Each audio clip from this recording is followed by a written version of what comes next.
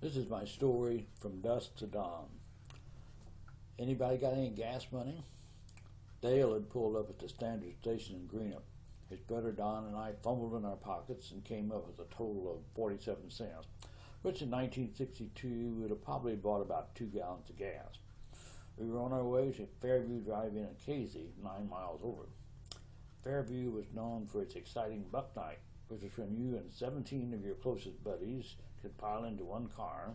The lucky ones got to ride in the trunk and get in for $1. Even better were the Dusk to Dawn spectaculars, one of which we were on our way to this particular Saturday night. Dawn meant you saw 4 or 5 movies if you were still awake at 4 a.m. We were pretty sophisticated guys.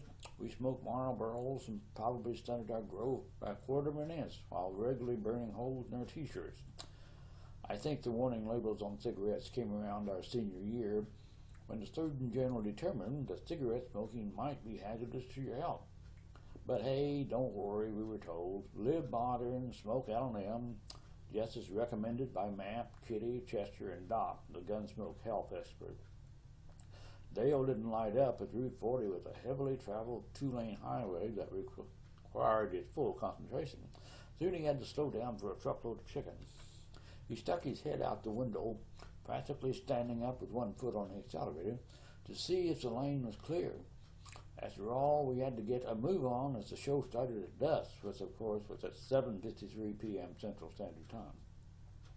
It was still daylight when we reached Casey. Even so, some of the less patient movie patrons began honking their car horns to indicate that they were ready for showtime, dusk or not. Within a few minutes, the snack bar players, Mr. Tasty Hot Dog, who dipped himself in mustard, for example, appeared on screen and the show started. I volunteered to make the snack bar run. Dale was a little skeptical.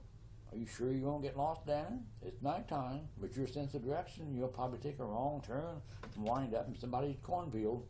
"Oh, he's not that bad, Dale," Don said.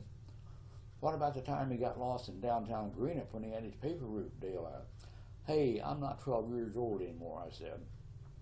"Okay, but if you're not back in 15 minutes, I'm calling your mom," Dale said. I ignored this remark and made my way to the snack bar. I got back well within the 15-minute limit, even though it was dark and I was carrying a truckload of snacks which I could barely see over. I climbed into the back seat and started to hand out everybody's order. I stopped in mid-delivery when I noticed a couple, not Dale and Don, sitting extremely close together.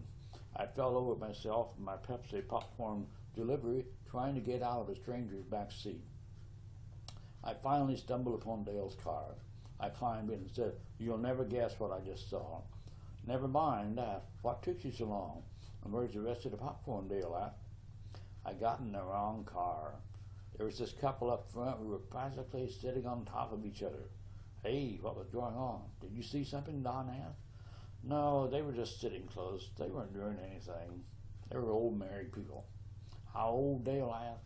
"At least 25.